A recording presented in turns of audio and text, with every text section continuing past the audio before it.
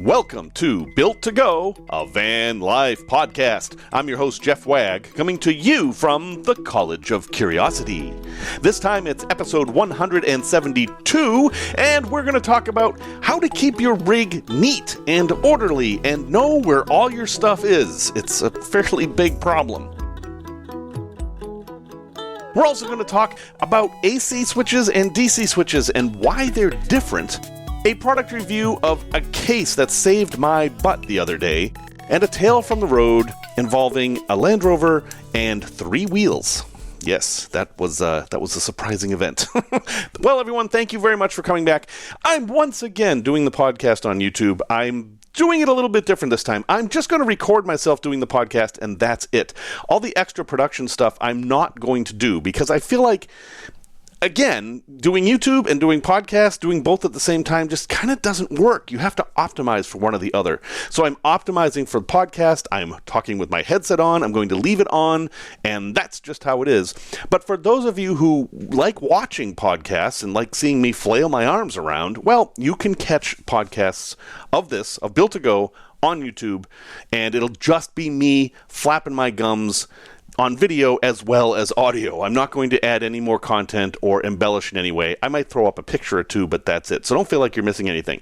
I know this sounds very much like what I did a few weeks ago, but it's different on my end, and I think it's more sustainable. And I really want to be doing video content regularly, and I think this is going to help that. Anyway, before we get started, I have to thank Kent and Liz and Mike for their donations at buymeacoffee.com/built-to-go. That's 2 T's, not 3, not 1. Thank you guys very much. I really appreciate it.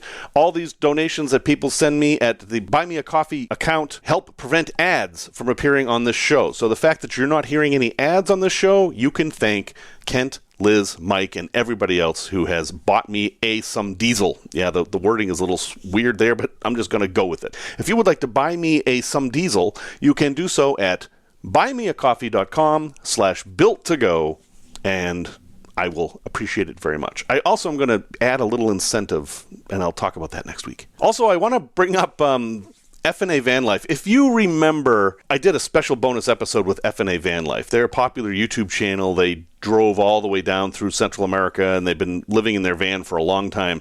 Well, their lives have changed considerably. If you haven't been following their adventures, I recommend you go to their channel. It's F&A Van Life, F-N-A Van Life, and go back maybe 5 or 6 episodes, because to see where they were in, say, Costa Rica and compare them to where they are now, it's pretty amazing. And if you think you've had a bad time with your van, and like, remember me complaining about my TPMS light? Yeah, no, nothing compared to what these guys have been through.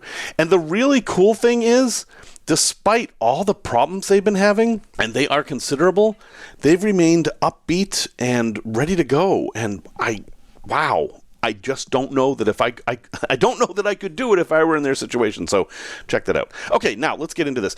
Look, if you've got a van, you've got a problem.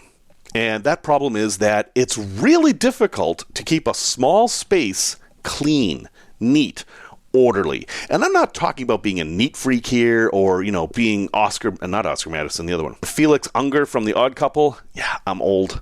Go with it. And you don't have to be obsessive about it, but you will find that it is difficult to keep things orderly in a van. So I've done enough vanning now that I have some suggestions for how to overcome this problem. And I do recommend you do overcome this problem. There are folks that just get in their vans and just kind of don't keep up on stuff, and they end up just kind of being in a hoarder situation where they wouldn't in a house. It's just, there's something about being in a van that you're just like, I have no place to put this thing, and you just put it on the floor, or you put it on the bed, or any horizontal surface. I mean, the horizontal surfaces get filled up instantly. There are strategies you can do to overcome this, and they will make your van life better. So the very first part of this starts when you're building out your van. Don't think about, I can put a cabinet here, I can put a cabinet here. Think more about, I'm going to store this particular item here. Instead of just building out as many cabinets as you can, think about what you're going to put in them. Now, you're going to be restricted by space, and you're going to have to build to the contours of the van, etc. But before you even build anything, have a list of things you're going to bring with you and know where they're going to go. This will help you measure cabinets, and let's say you have a tripod that you always want to travel with. Well, where are you going to put that? Are you going to store it upright in the corner in the back of the van, or are you going to put it horizontal in a cabinet? Is that cabinet going to be wide enough to hold this thing? That sort of thing. You want to do that with all your important stuff. And, some stuff, this list of things you're going to store is super important. I know when I built my NV200, I forgot two very important things. One was, astonishingly, the refrigerator or the cooler that I was going to use. I didn't pick a space for that, and that's a pretty big item to squeeze into an NV200. After my second or third rebuild of the van, I finally found a perfect place for it, but I would have saved myself a whole lot of heartache if I had included that on a list at the very beginning. Another thing, and I've heard a lot of people mention this, is people forget dirty laundry. Okay, you know where your clean laundry is going to go. Where's your dirty laundry going to go? And, as a side note, I have a system in my van now that works pretty well. I have cube storage. I have an IKEA bookshelf that my bed is on, and I'll do a video and talk about this later.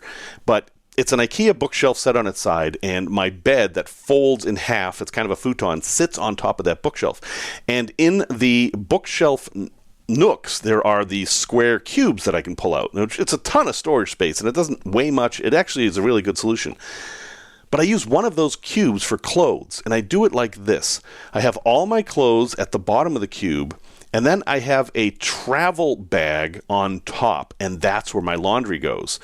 And the reason this works so well is because after my laundry becomes dirty, it goes in that bag on top of my clean laundry, and it takes up exactly the same amount of space.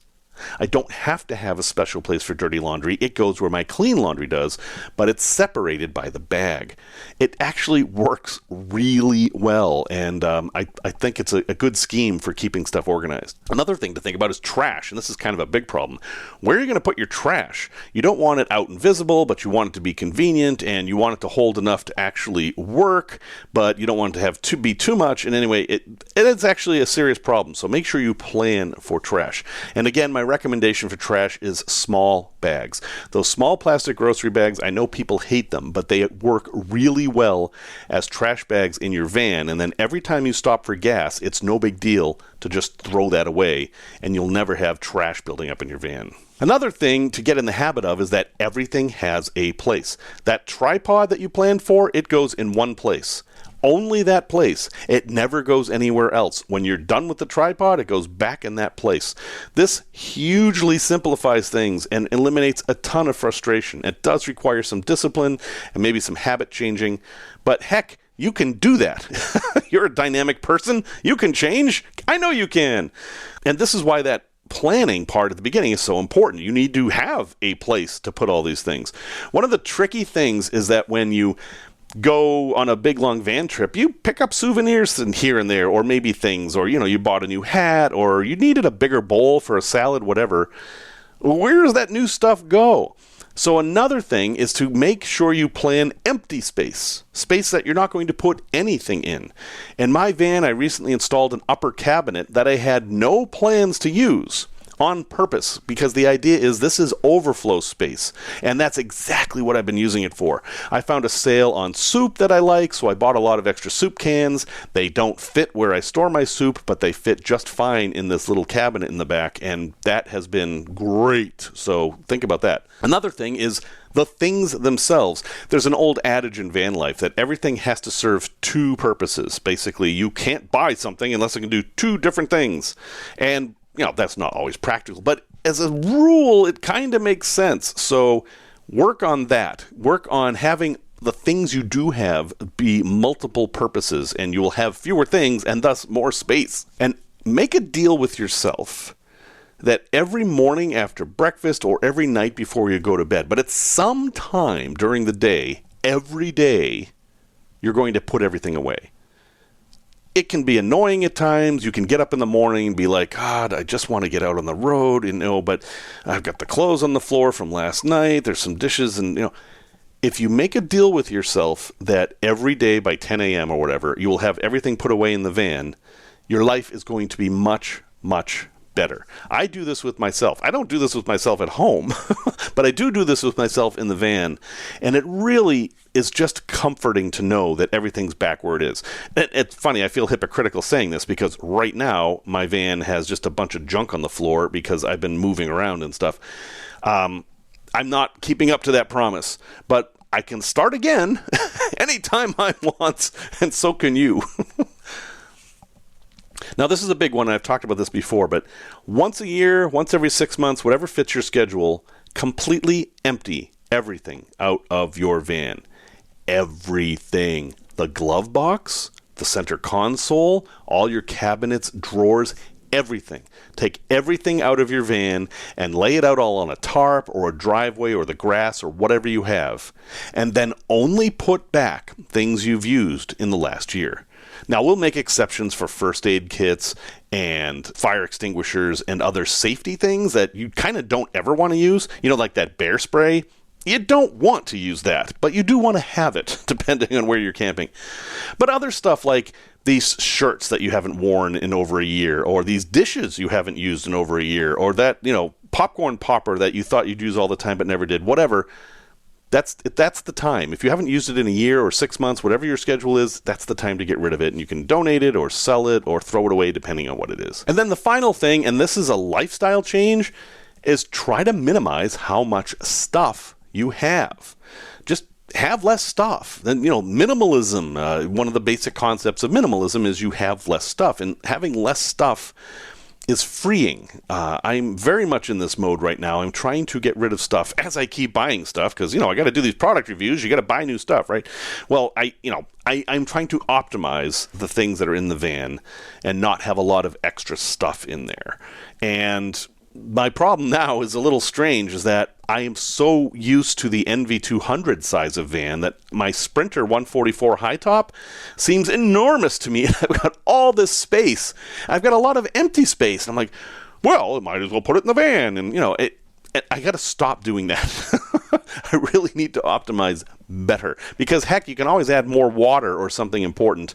And yes, weight's a concern. I get it. But you see my point. So, folks, this is a problem that everyone runs into in van life. And the more you do it, the more you will understand what I'm talking about.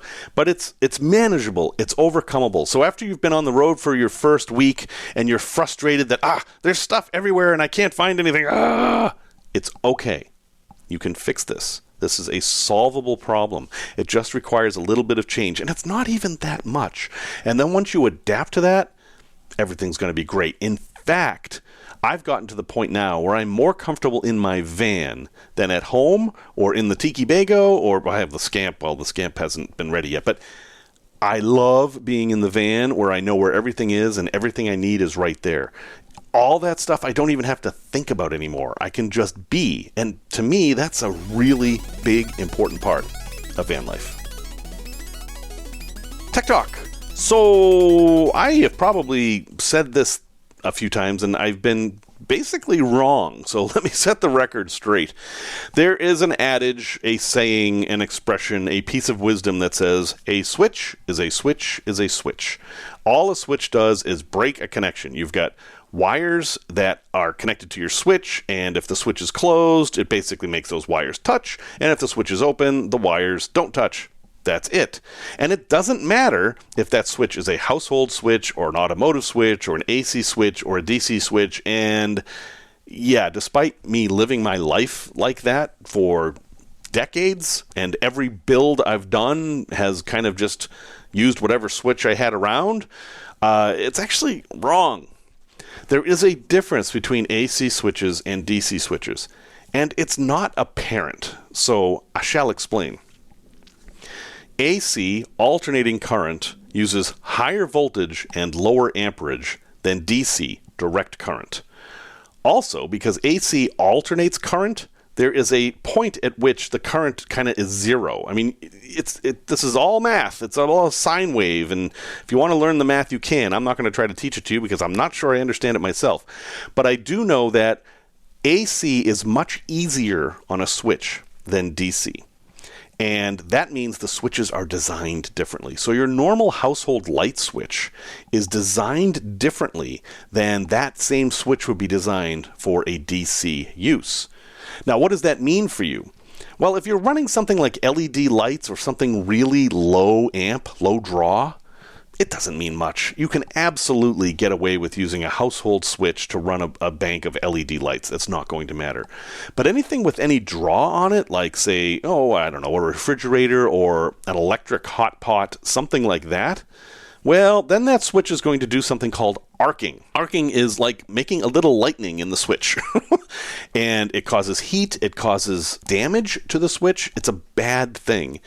And over time, an AC switch on a DC circuit will fail because it's arced so much. It'll start to melt, it'll start to burn. It's a bad thing. So, what does this mean for you? Well, in your build, use DC automotive switches whenever you can. There's a wide variety of them. They're all different shapes and sizes. And don't forget to look for marine solutions because boat people have the same problem and their stuff tends to be heavier duty. If you have a situation where you found the perfect switch, but it's an AC switch, it's meant for a household, if it's low draw, yeah, you can go ahead and use it. It's really not going to matter. For the record, I installed a light switch, a regular household light switch, in between the battery isolator of my 77 Chinook and the rear leisure battery. This is the highest amp connection in the entire vehicle, and I had the whole thing switchable with a regular light switch. And it worked fine, but it wasn't ideal, and over time, it likely would have caused me problems. So, that's it.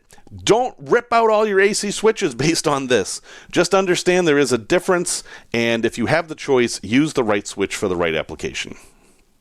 Oh, and by the way, dimmer switches, whole other thing. I should probably address that later, but if you want dimmers, we got to talk. Product review.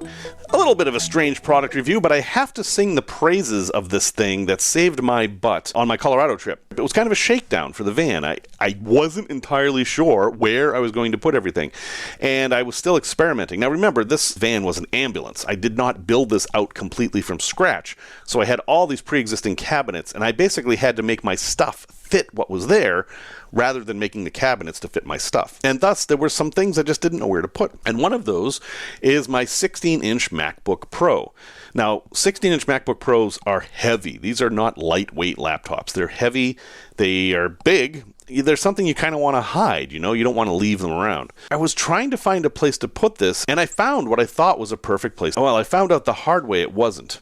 While I was driving through the mountains in Colorado, there was this part where I went over a hill, and the speed limit was 60.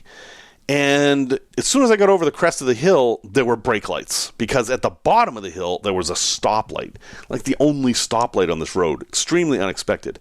I had to brake really hard. It wasn't so hard that I skidded or anything, but it was hard enough that anything in the back that wasn't nailed down decided to move. And one of those things was my laptop. It was in the back of the van. I slammed on the brakes, and the laptop flew the entire length of the van and smashed into the bulkhead. Remember, I said you should have a bulkhead. This is why. If I didn't have the bulkhead, it could have hit me in the back of the head. That would have been a totally different story. When this happened, I heard the bang, and I thought, I hope that wasn't my laptop. And then when I finally stopped and went back to look at the carnage, indeed, there was my laptop on the floor with the lid kind of open. I was like, oh no. But I picked it up, turned it on, and it's totally fine. The laptop's completely fine. And the reason it's completely fine is because of this case I bought for it. And that's the product review, this case. It is a Finite case. That is spelled F-I-N-T-I-E. Finite? Again, these weird names. And it's an extremely rugged case that just snaps onto the laptop. On the lid and the body, it snaps on there. It's very secure, very easy to put on. And it gives you these rubberized corners that really absorb a lot of shock. I mean, I am amazed that I didn't destroy my laptop with this incident. I completely give credit to this case. Now, I like the case anyway. It provides nice places for handholds, so it's less likely that you'll drop the case. And its design is such that you can kind of disguise your Mac. Macs are more often stolen than other computers because they're perceived to have a higher value. I mean, they don't always, but that's the perception. This hides the fact that it's a Mac. In fact, I put a little hook walk a bang sticker over the Apple on the computer, and you absolutely can't tell this is a Mac unless you open the case. It looks like just a generic laptop, and I think that's a good thing. You can get colors and stuff. I just got the clear one because I don't really care about colorizing my computer. But you can if you want. If you really like pink or yellow or blue, they've got these covers too. An amazing thing to me is the price of this thing right now. And today is Amazon Prime Day, so I don't know, prices are weird right now. I should probably do a whole thing on Prime Day. But it's $30. It's $30. This case saved my laptop, and it's only $30. I'm amazed. I can't say enough good things about how well this thing protected my Mac. Now, let's talk about the cons. There are a couple. It's a bit heavy, so it adds some weight to your computer, and it does stick out a little bit on the corners because it has to. That's where you get the protection. And probably my biggest complaint is that the part that attaches to the lid of your computer is heavy enough that it affects the spring tension of the cover. Now, Mac laptops are very carefully balanced so that you can easily lift up the lid and it will stay wherever you put it. With this case on the lid, it makes it a little less likely to do that. And the case, while it doesn't really move too much, it moves a little bit more than was designed by Apple. And you notice it in some cases, like if you lower your lid halfway, it might close on its own and stuff like that. Not that big of a deal, but definitely noticeable. That said, $30 is pretty cheap insurance for your computer. I mean, some of these things cost over $3,000. So, yeah, I highly recommend this case. Yes, they make cases for other computers and other different sizes, of course. This is just the one I happen to have. So I've got a link in the show notes, and if you want to just search for it, is the Fintie, F-I-N-T-I-E, case for MacBook Pro. That's really all there is to it. You just have to make sure you match the case to your computer so it fits properly. Tales from the road. Well, I figured I'd tell this tale just so you have some idea about what can happen on the road. I was driving in Texas, which I've done far more often than I've wanted to. I was driving to... Where the heck was I going? I don't even remember where I was going. It might have been Arlington. Doesn't matter. But I'm on the highway in Texas, and there was something that was distracting me from driving properly. I don't remember what it was, but something. It was probably something stupid, and it was my fault. But I ended up hitting a road gator. Now, that is not an actual alligator. A road gator is a trucker term for those tire treads you find on the road. They're from trailers of tractor trailers. The wheels that are on tractor trailers are what's called regroovable. That means that they will peel off the treads and then glue on new treads. And when those things fail, they come off in these strips that some people think look like alligators, hence the term road gator. Anyway, I hit one pretty square on with my right front wheel. And, okay, got a bump, big deal. I was driving a 2004 Land Rover Discovery Series 2, fairly rugged vehicle with big beefy tires. And I didn't think anything of this. It was just another bump in the road. Now, this was before the days of TPMS, at least in this vehicle. I did not have a tire pressure monitoring system. And I noticed the vehicle started driving a little strange. It was kind of pulling to the right. And I thought, I'll check it out the next time I stop. I wasn't too worried about it. And I kept driving. And, I was like, it's a Land Rover, whatever. I'm just going to keep on driving. I'll stop at the next rest stop. I mean, this was a very fast, narrow road, and there wasn't a lot of space on the shoulders anyway. And then I started making my own road gators. I violent shudder, and I look in the rearview mirror, and there's pieces of rubber coming out from behind the Land Rover, and I had a classic blowout. My right front tire had exploded on me, and I was now traveling at highway speeds on 3 wheels. This is a bad thing. You don't want this to happen. Now, fortunately for me, I was in a Land Rover. Land Rovers are all-time four-wheel drive. True four-wheel drive, all four wheels all the time. There aren't that many vehicles like that. And it actually was able to compensate for this wheel being destroyed and maintained completely controllable. I wasn't in an emergency stop situation. I had complete control of the vehicle, and I was able to pull over to the side and then deal with this problem. And when I got out of the Land Rover and looked at the wheel, I was pretty amazed at the damage. I mean, there was just rubber shreds hanging off the rim, and there was basically no tire at all. And somehow I had managed to not destroy the rim. So I did what you do. I changed the tire. And this is when I learned the very valuable lesson of always practice changing your tire before you head out on the road for the first time with a vehicle. Because you learn things when you do this. First, you learn where your jack is, how your jack works, how to properly use your jack, and you should check your owner's manual for that because there are places you're supposed to put the jack. And you also learn things like Land Rover wheels are heavy.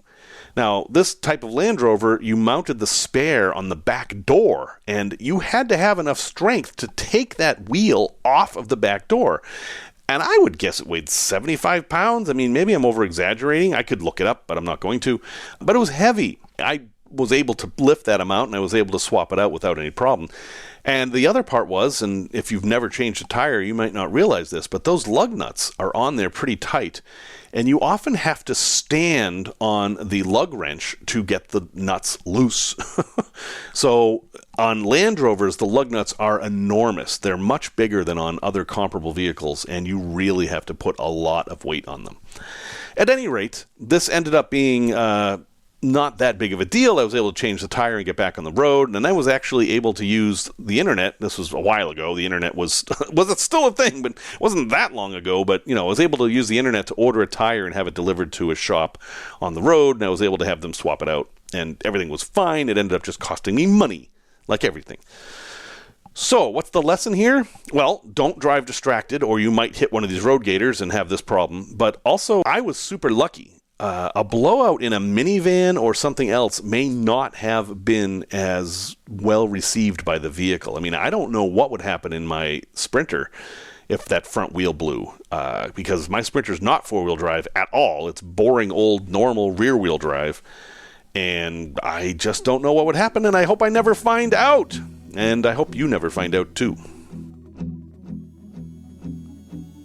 A place to not visit. Dun, dun, dun. Yeah. So I was going to recommend a place to visit, and then I found out it went out of business just last year. And I'll just mention it briefly so you know, because it's a famous place. It's called Good and Plenty in Lancaster, Pennsylvania. That's Amish country. Good and Plenty was this fairly unique restaurant where you would go in and you would find no menu and just long tables.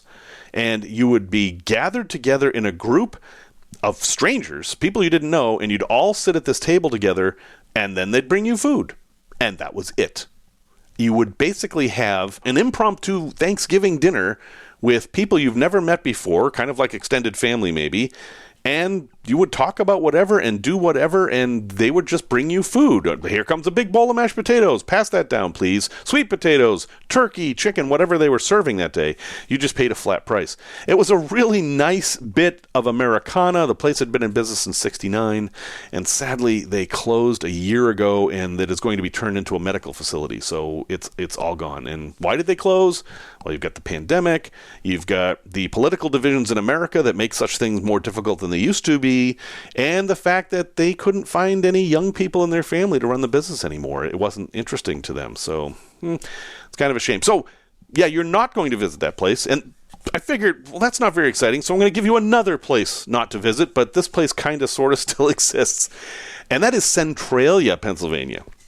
Now, Centralia is a fairly famous place because it was the basis for the video game series and movie series Resident Evil. It is a mining town in Pennsylvania. There was a whole bunch of those, south central Pennsylvania. In the 50s, late 50s, on I believe it was actually Christmas Day, somebody set the dump on fire, which was a normal thing to do. This was how they reduced the amount of stuff in the dump. They would just set it on fire. And unfortunately, there was some coal. It was basically a coal seam that hadn't been mined that was in the dump, and it caught fire. And it burned. And it burned for a really long time. And it's still burning today. That fire is now underground and still burning, and it caused all kinds of problems where people's basements started getting hot, and then there was an incident where a kid fell through a hole in the ground and all this hot steam came up around him.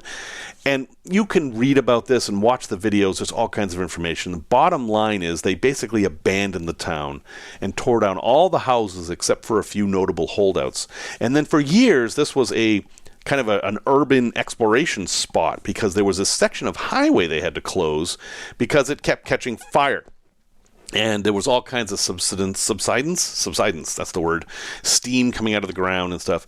And I actually went out there once about 15 years ago and drove that same Land Rover on the burning highway because I was not being very smart that day. This was not a smart thing to do. Now, I know for some of you this sounds kind of cool, right? Ooh, we're going to go see where Resident Evil came from, and we're going to see this burning town, and we're going to drive. Yeah, no, don't. And I'm not saying this for your safety, although that's always a concern. I'm saying this because it's all gone now. The highway has been buried. The burning highway is no more. You can't go there. It doesn't exist anymore. The buildings that you used to be able to explore, like the miners' shacks and things like that, they're all gone. All the houses are gone. Everything's gone except the cemetery. And the police have started to take really big notice of folks going there. So if you roll up in your van, you're going to get a knock even while you're sitting in your driver's seat. So just don't go there. Centralia is a thing like Good and Plenty that maybe was cool and fun at one time, but it doesn't exist anymore.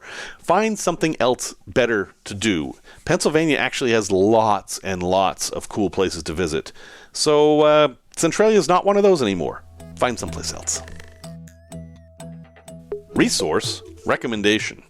So living in a van, you have limited storage for food. And if you're like me, you're often trying to figure out what you're going to make from what ingredients you have.